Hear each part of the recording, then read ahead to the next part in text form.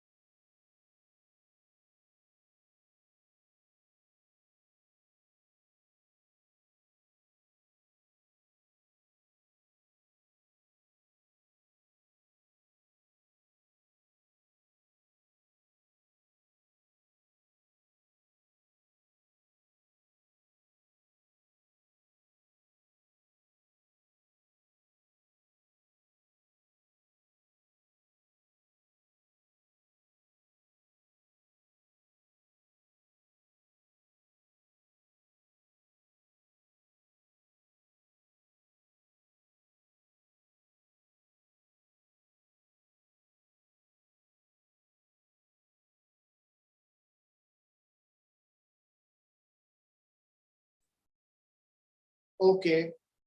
Good evening, everybody. And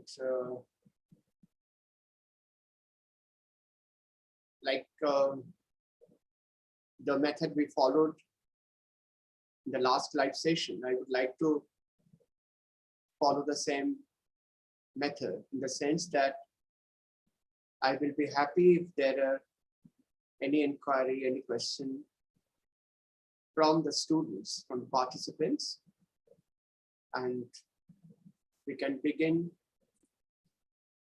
with the questions by responding to the questions. Before that, quickly, if I have to summarize or talk about the core idea of this course, which is about visual perception. And basically, in this course, we have tried to see how visual perception and its various complex issues have actually informed the various kinds of art productions all over the world across various cultures.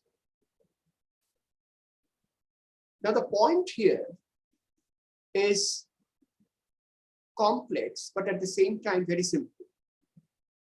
Complex because if we have to look at the phenomenon of visual perception from the scientific point of view, it involves a very complex process. Several scholars, scientists, experts in this field over more than 100 years, nearly 150 years, even more than that, have been trying to unpack the mystery of visual perception. Until this scholarly works happened, people generally understood visual perception as a very simple process that we look at the world around us and we gain a visual experience, in the sense that a process which involves our brain, our memory, our past experience, our biological wiring, etc. Altogether, they help us, they participate rather in creating the meaning out of what we see. Now, this has been a problem, a scientific problem, and has been addressed by hundreds of scientists over many, many years to, as I said, to break the ice, to unpack that mystery, and let us know how that whole process works. Now, from a cultural point of view, from an artistic point of view, for any artist, an art historian, an art critic, and anybody who is interested in the mystery of art making, realized that although people do talk about, scientists do talk about biological consistency, a scientific consistency with regard to visual perception, the way our brain makes meaning out of what we see. Despite all that, people realize that there is something more to it. Otherwise, if visual perception happens to be a universal and a consistent phenomenon, then why the art forms that we make happen to be so different, not only from one culture to another culture, but within one culture, from one time to another time, from one period to another period. Therefore, something very crucial has been observed here, that despite certain scientific and biological consistencies and universal observations. When we look at visual perception from cultural point of view, from creative point of view, then it is very clear that visual perception in the context of creative activity, in the context of visual creative activity, happens to be rather complex, because there involves a cultural interpretation, not just a biological interpretation. Now, if we look at it from a simpler point of view, if we try to make it less complicated and simple, then the scenario is like this. If we try to make a mental diagram of how it works, how it operates, how it takes place in the realm of a creative activity, then it is something like this. That yes, anybody who can see is able to visually respond to what one is looking at. From a tiniest object in this world to something close up, something in the distance, a whole scenario, one is also able to make out that there is right now a lot of light, or there is darkness, things like that. Very simple visual experiences that we go through every day. Now, this is generally believed by people who are not familiar with the history of art, particularly across different cultures, that an artist ideally should be representing or visually reconstructing what that artist is exactly looking at or seeing.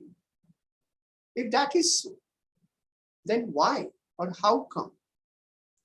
When we look at, for example, Egyptian art, the Egyptian figures, the way Egyptian figures have been drawn, look so different from the way human figures have been drawn on the walls of Ajanta caves in India, or the way a figure is drawn by a modern artist like Picasso, or the way a human figure is drawn by a Chinese or a Japanese artist elsewhere in this world.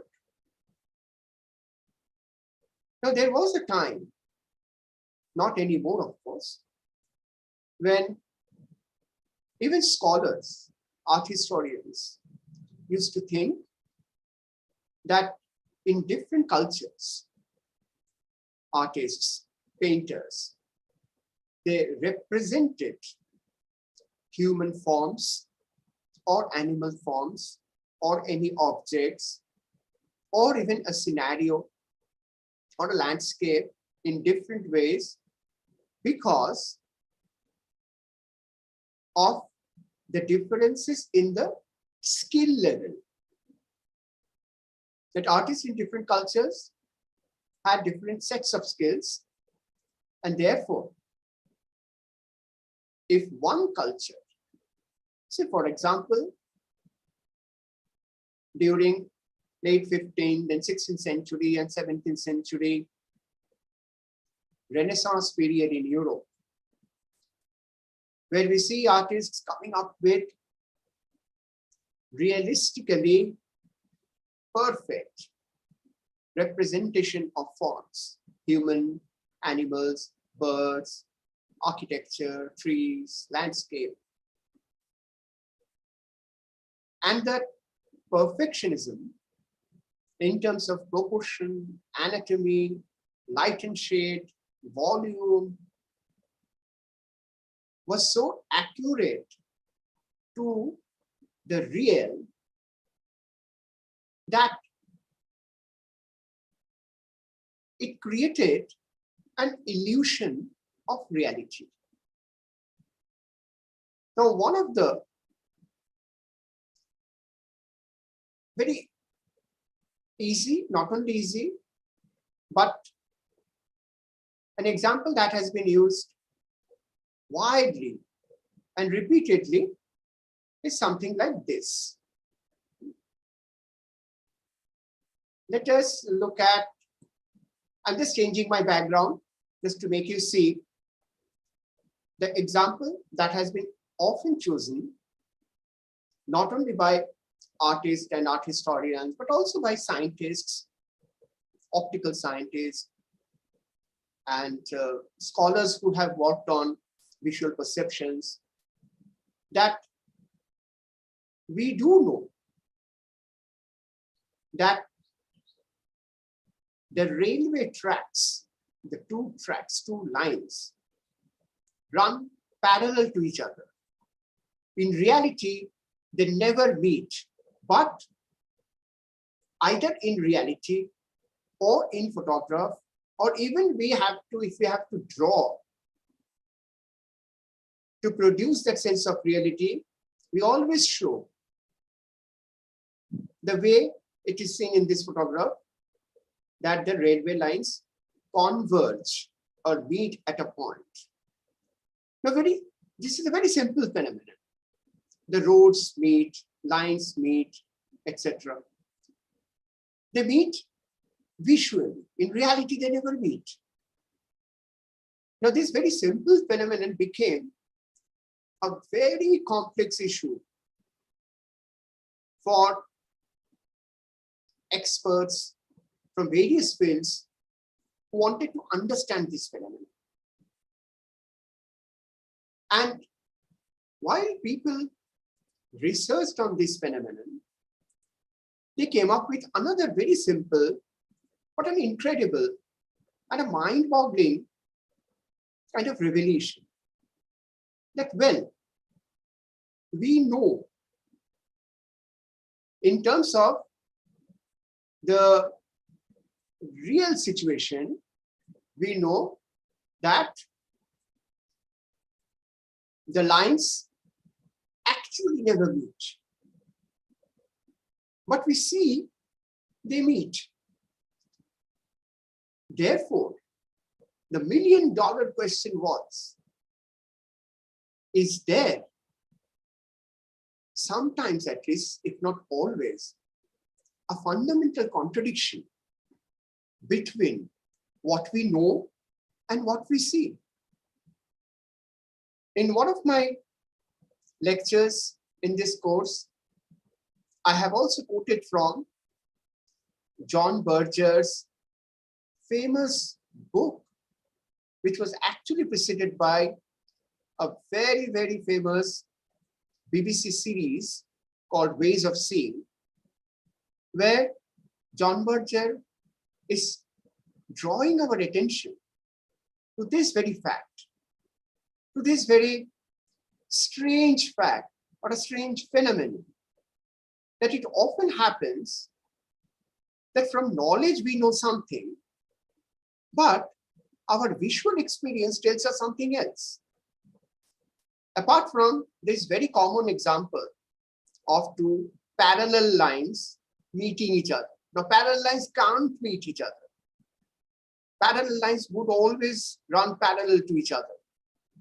Still, they do meet when we look at it. It is not something that we construct either through Photoshop. It actually happens in real life. Similarly, we always say, look at our language, that sun rises, sun sets, as if sun is moving, sun is rising, sun is setting. But we know from our knowledge that sun is not moving. It is earth which is moving, which is rotating, which is revolving. And therefore, we experience that the sun is setting or sun is rising. We can come up with hundreds of such contradictions, examples of contradictions between our knowledge and our visual experience. So far, so good. Now, how, why, and when do this particular phenomenon of visual perception, with all its complexities and contradictions, have an impact on art making?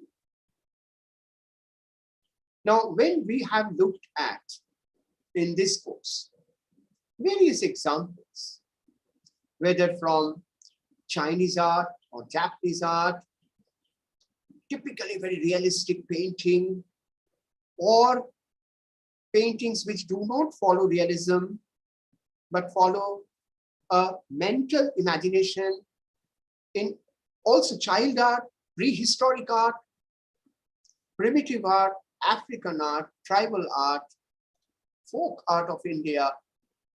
Through various examples, we have tried to not only explore how visual perception, once again, despite its, at least to some extent, biological and scientific consistency and universalism, visual perception happens to be, to some extent at least, culturally informed and culturally affected. There is a cultural component in visual perception which gets manifest in various art forms. And this is what we have been trying to explore throughout this course, with the help of examples of art, that is painting and sculpture, mostly across cultures, from different parts of the world and from different times. Now, I would like to know if there is any question, any inquiry, any curiosity on part of the students. And you may interact with me so we can go on with this live session instead of me talking or giving a monologue, which I have already given in that course. This is a very good opportunity that we have today to actually interact live.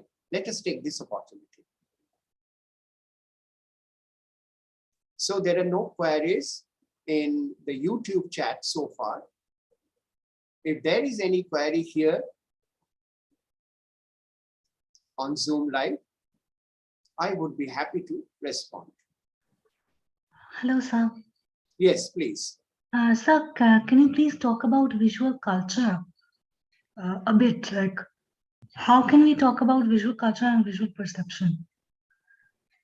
Okay. Let me take a few examples. Give me a moment.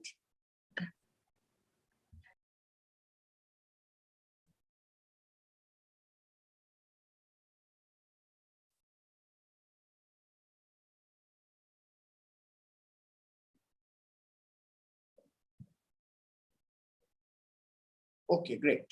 Let me take a few examples from the lecture number 8, that is the second week lecture. And let me share screen. Give me a moment.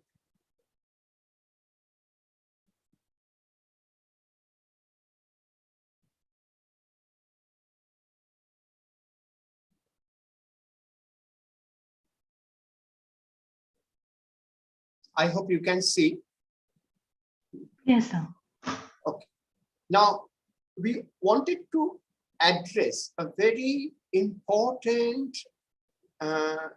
concept here, and an essential concept here as far as visual perception and visual culture or visual art is concerned, that is visual communication.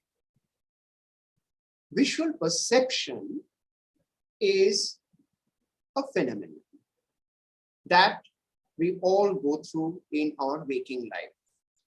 But the moment we talk about visual arts or visual culture, then visual communication, the idea of visual communication, the concept of visual communication has to be taken into consideration very seriously.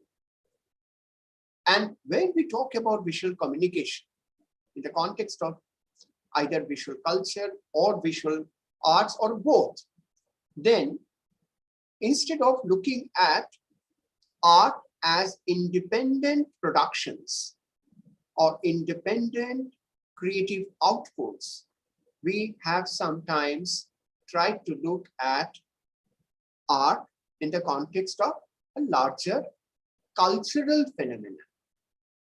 And in order to do that, if you remember, like we have done in this lecture, we chose, for example, folk art as one of the examples. Similarly, you can choose tribal art, you can choose Chinese art, Japanese art, where the visual cultural concept and the visual cultural environment and the visual cultural phenomenon plays a very crucial role in making visual perception a reality, making visual perception effective in the creation of art. Now, as I have said in my lecture, that in folk art, almost all over the world, we often find certain simplicity, directness, and clarity of forms. Now, it is interesting that, for example, when we look at this small little clay elephant, and when we find the form of the elephant is extremely simple, so simple that we may say that the elephant tends to lose. I mean, this little clay elephant is almost about to lose certain very important characteristic features of a real elephant. For example, the trunk is so short, even the ears doesn't look big enough, the eye looks pretty odd, etc., etc. Because we are trying to cross-check this small little clay elephant without the visual knowledge of the real elephant. So that is one way of looking at it. And then we find ourselves in a situation where we need to justify this small little elephant, which however looks beautiful, it looks cute and all that, but it never matches the robust presence of the real elephant. Now, here comes, at least in this context, in a particular way, the question of visual culture. Now, first of all, before we talk about visual culture, we need to also know, for example, the person or the person generally who would make this small little clay elephant or any other animal and birds, most of them actually know how these animals, birds, even human figures look like in real life.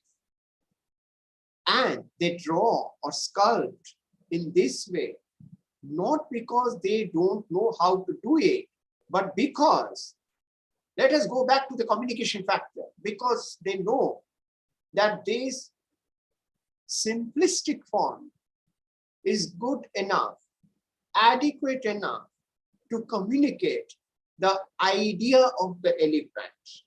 This is very important because in a particular visual cultural environment,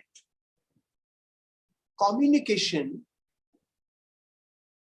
is extremely important. How?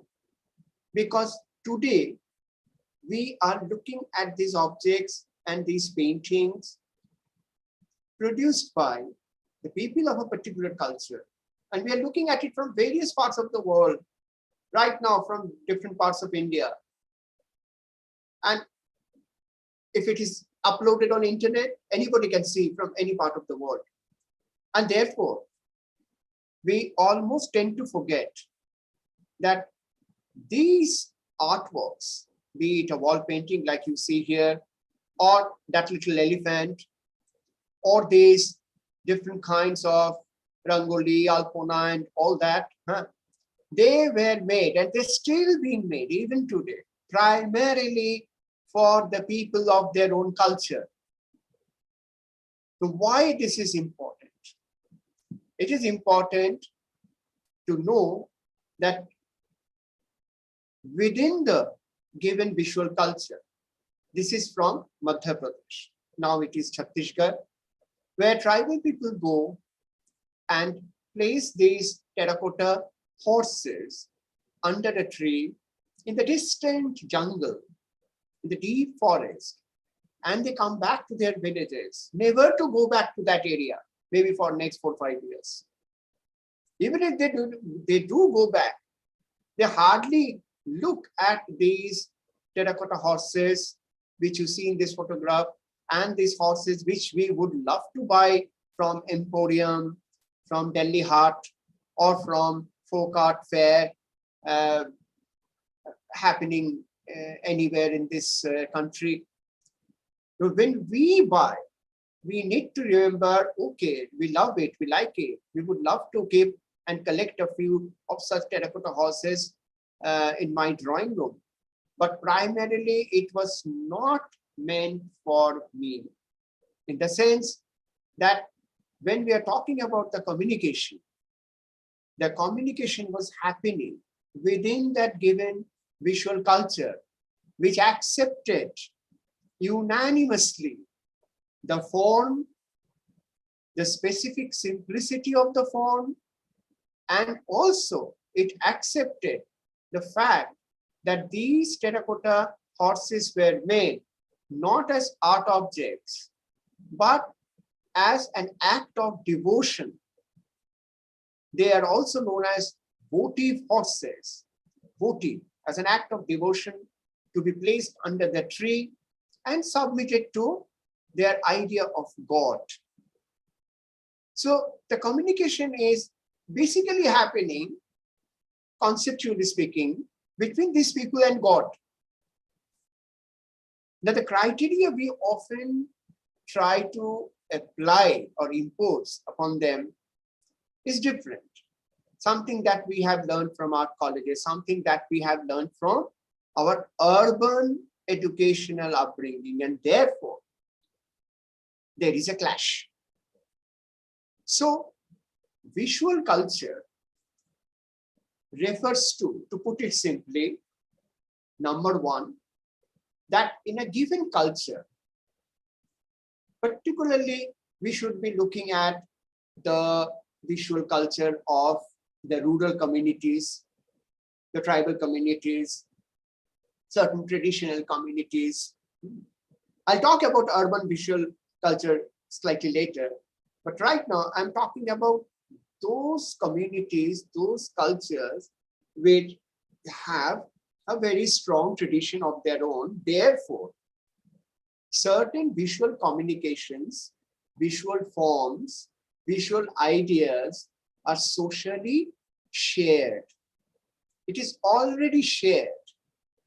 It is like a language. Whether A looks like A or A should look like B is not a question that has to be entertained. The car should look like car, gar should look like gar, bus. And what makes car look like a ka and a ga looks like a ga, what makes P looks like a P or M looks like a M has been established once and for all. There is no issue here. Similarly, in traditional visual cultures, what makes a horse look like a horse?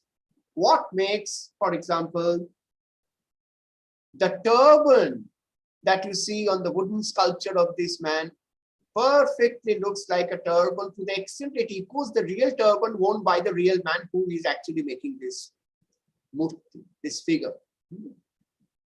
All these things are already accepted within the given visual culture, who would never use the criteria whether it looks like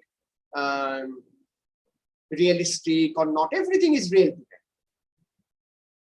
Realistic figure does not necessarily have to be for them something like it should have accurate proportion or anatomy, things like that. Because unanimously they belong to a shared visual communication. Very satisfactory. So visual culture in the context of traditional societies, in the context of folk, rural, tribal societies, actually refer to these shared ideas, and their environment plays a very important role. Their upbringing plays a very important role. What do they encounter and fight with in their daily life? All these things play a very important role. And also their customs, rituals, the religious practice, all these activities become the part of the larger visual culture we are talking about.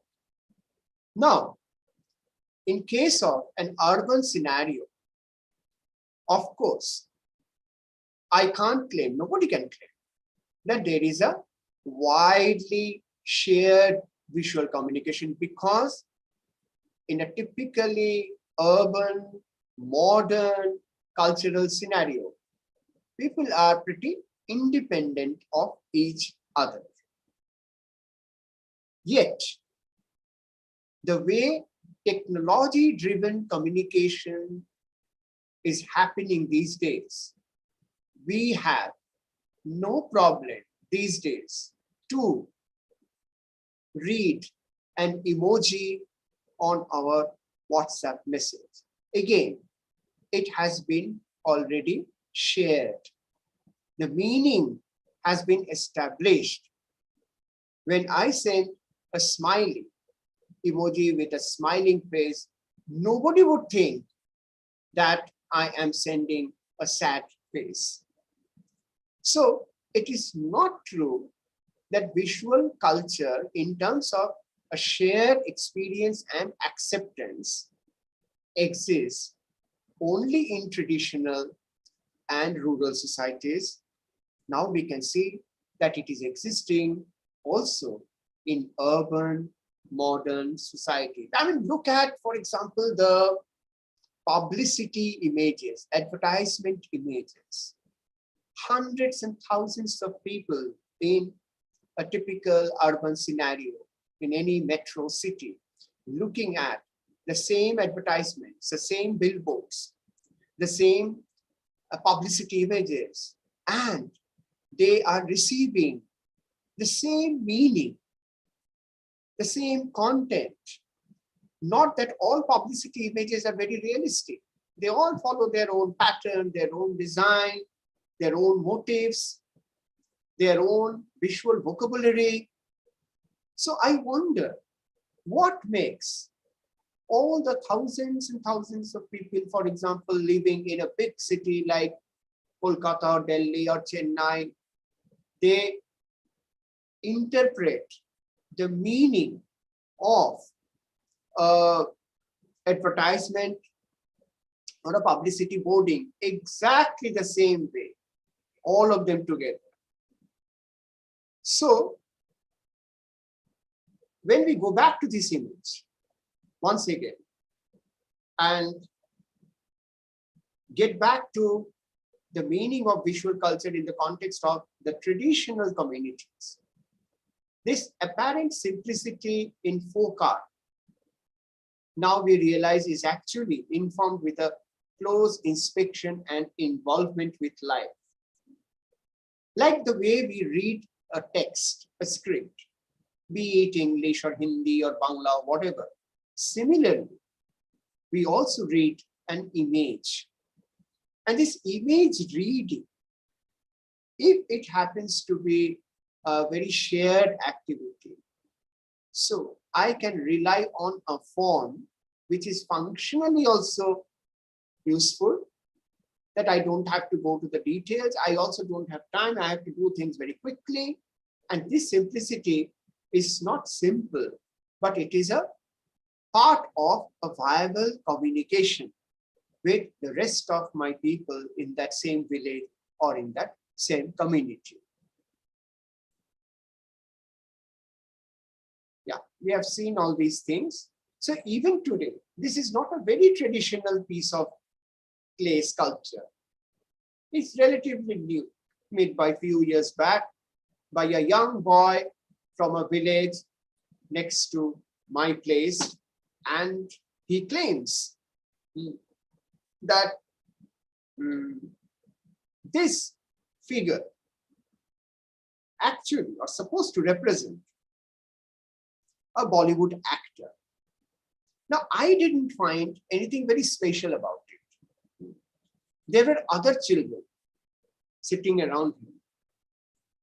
And the boy who made it, he claimed that this is a figure of Akshay Kumar.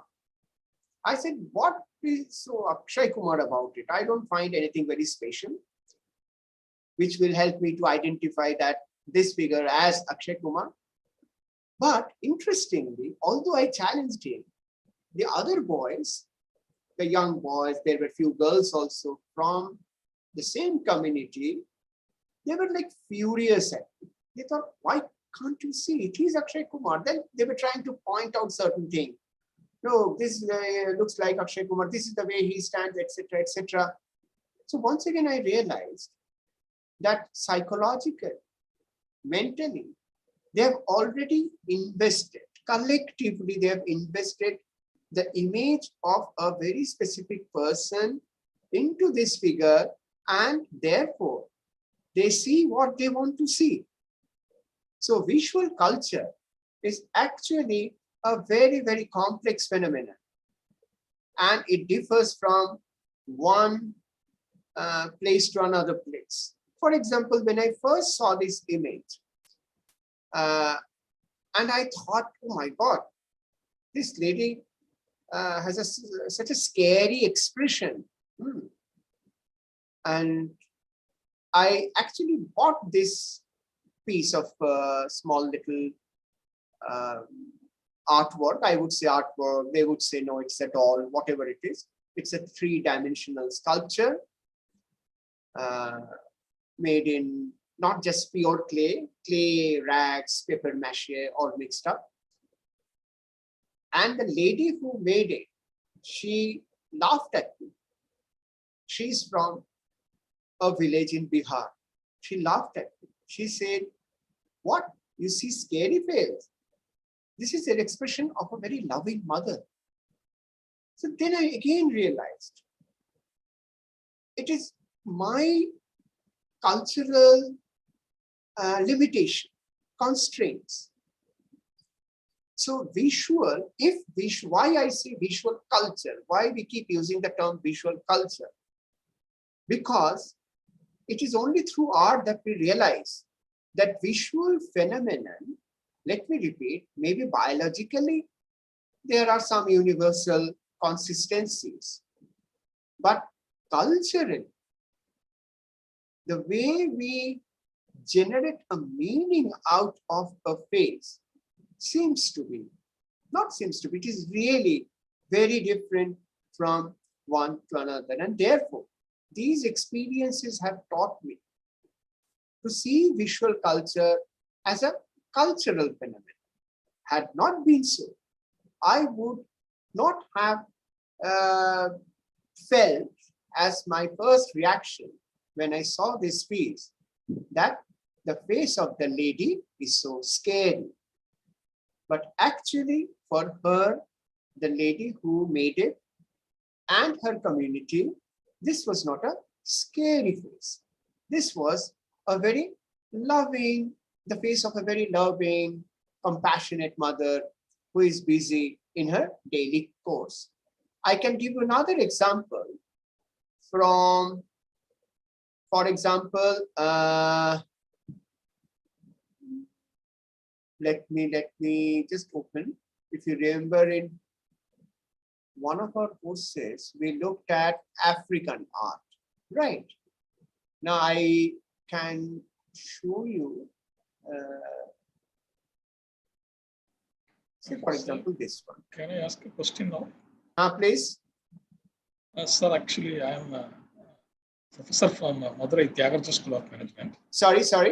I am professor, Tyagaraja School of Management, Madurai. I am teaching data visualization. Hello, sir. So my question is, currently, for example, the printing industry, they are using a concept called CMYK. Right. And the electronics industry, they are using RGB. Right. Since we are discussing about visual culture, visual perception, what are the techniques the tribal art or the rural art they are used? Something similar to, because these are all the technologies, RGB, CMY and all. So earlier, particularly in the tribal art, what type of techniques they used for the coloring? Thank you, sir. Well, as far as the coloring is concerned, as we all know, in most of the tribal communities, they depend on the locally available organic color sources. For example, they produce colors from the various stones, which we all call earth color, or from various sources like plants, leaves, and flower petals. That is vegetal colors. Vegetable colors, earth colors, and that now has been adopted by many urban artists also, and they call it eco-friendly colors, organic colors. Now, this use of organic color without any chemical component has been in use in almost all over the world for thousands of years. So, technically speaking, as far as the traditional tribal and folk communities are concerned and their paintings are concerned, they always went for these kind of organic colors, and they usually, you would see, they usually go for very straightforward color palette, right? For example, red, green, we don't see much use of blue, yellow, earth colors, and sometimes black. What is interesting, since there is no RGB and CMYK and all that, I mean, to them, all these ideas were not available. So therefore, it is just by, number one, changing the juxtapositions, altering the juxtaposition. Even if you look at our traditional Rangoli, if you look at, for example, kolam, which is mainly monochromatic, but you can also see, I have seen some little later modern Muggu and some of the kolams, then Rangoli, then in Bihar, Aripona, and then Alpona in Bengal. Wherever they usually, they don't go for bright colors, but wherever they do, they use the colors in a very minimalistic way, very limited color palette. When they do the wall paintings, there they have to apply a little more color in terms of its variation and width, but they make it a point that, first of all, colors don't overlap. Usually, you do not find any tonal application of color in any tribal art. Colors are used in their raw, identity. Red is red, yellow is yellow. They will never mix red and yellow tonally. If they mix, it will become orange. They can use orange. There is no tonal gradation. Then, technically speaking, as far as visual perception is concerned, they often alter the juxtaposition of colors. That is the spatial juxtaposition. So, by using extremely limited range of color palette, they can produce or evoke a sense of multiple colors in our mind.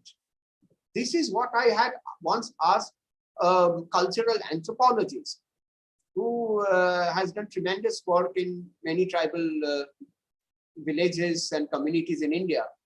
And that professor has particularly looked at the color, the use of color in various communities.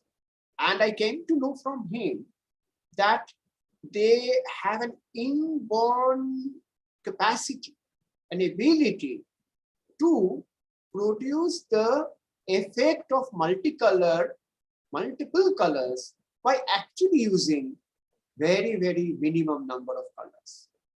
So in terms of the hands-on technique, there isn't much to talk about. But in terms of this mental perception, the ability to understand, which is inbuilt, not that anybody will be able to explain as far as these tribal artists are concerned. They won't be able to explain that how it is happening, but they know.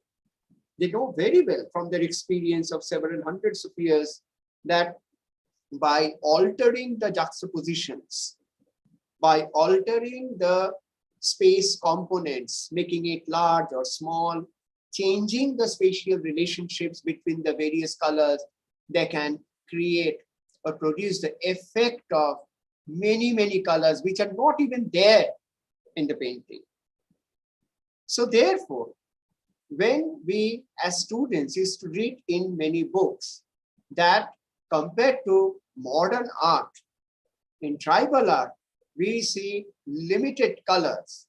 This statement is true, but at the same time, it is an incomplete and misleading statement.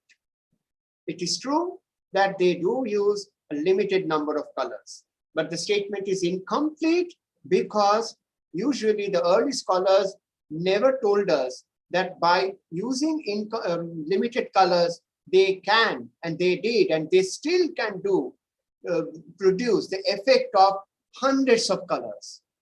Now here, much later, somebody pointed out, and I myself, from my own experience, I have seen that, I have cross-checked that when we look at a painting, suppose we are looking at a modern art by Picasso or anybody, we just look at that painting, either on screen or if we go to the museum on the wall.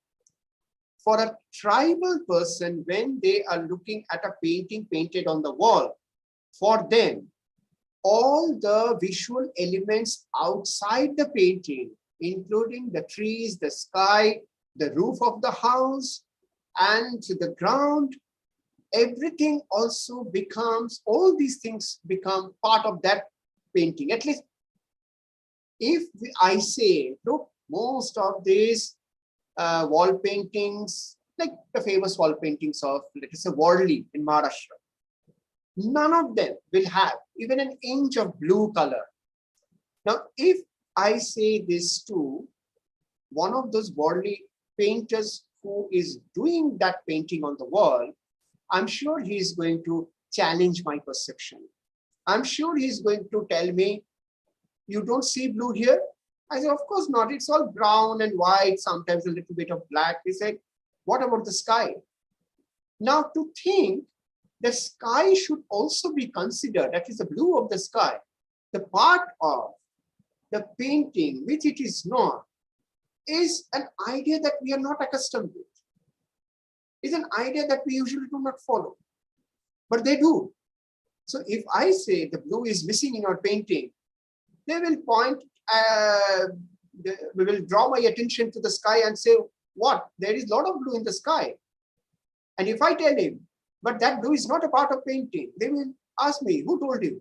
Of course, it is a part of my the larger painting or my larger visual perception. And that is part of visual culture. And it is not an idea of that particular man who has painted that worldly painting. It is an idea shared by that entire village, who everybody thinks that even that blue color of the sky becomes a part of my visual experience when I'm looking at a painting, which is actually painted only on the wall.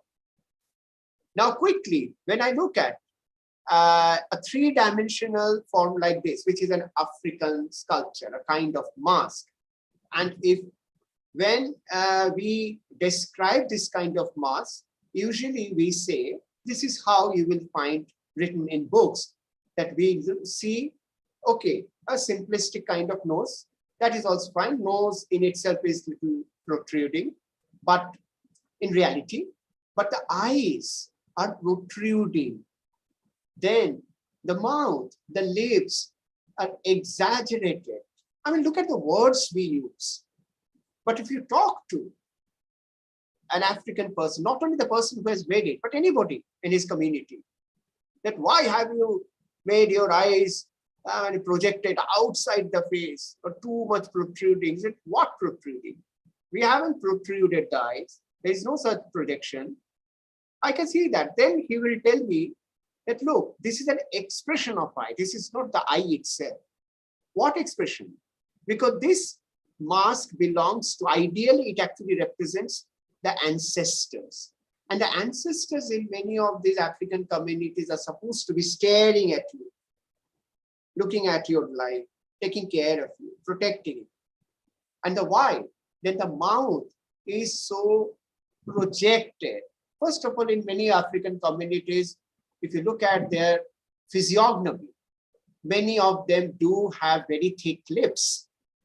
But this is even more than that, because these ancestors, they constantly send you, according to their belief, good vibes, good mantra, good wishes through their mouth. So it is only when we know the meanings of these features and how do they function in the conceptual framework, then it becomes a part of the visual culture, which doesn't have any problem in reading these features in a very, very natural way. They don't say that these are protruding eyes. They will not say, looking at a wall painting, that the painting doesn't have blue. If painting doesn't have, but the sky has. This is what I had to respond. Anything else?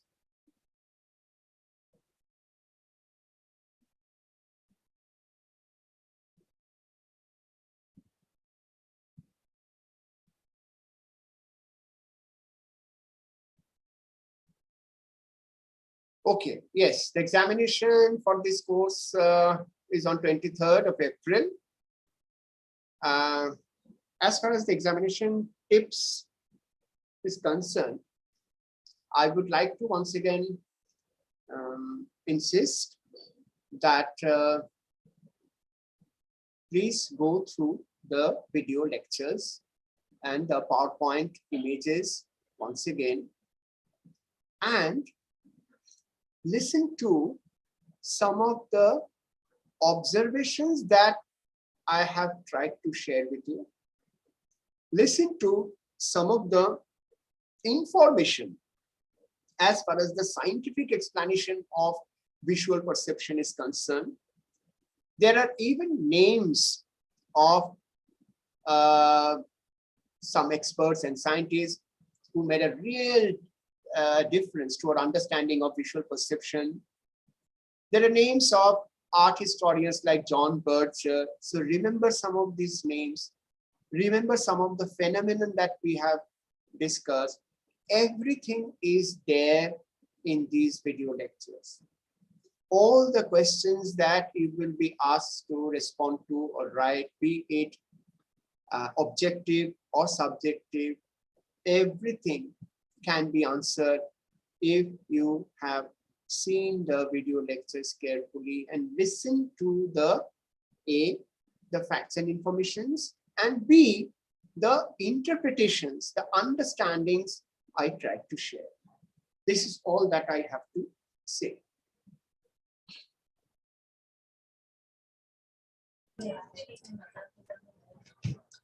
Sir, can we close now, sir? It's Yes, 5 o'clock. Murli, And, it is there are no questions. Yes, ma'am. Sir, just hold on, sir. Lalti ma'am is here. She wants okay, to. okay, okay. Thank you. Hello, Soumik. Hello, hello. How are How are you? you? I'm fine. How are you? Hi, I'm fine. Amadet, we have 2 more courses again, July te. Okay, which courses? Murli will let you know the course title. No, have we decided on the course titles finally? Did we? I think some courses are added, ma'am. I'll just check and. Yeah. Okay. IIT Madras has been added. Okay, thank you so much. ठीक है. Okay, thank you. Thank you, Soumik. Thank you, sir, for your valuable time. Thank you, Murli, for your Yes, sir. help. Yes, sir. No. You have been a lot of. Thank you, sir. Thank you so much. Right, sir. It's a wonderful live session, sir.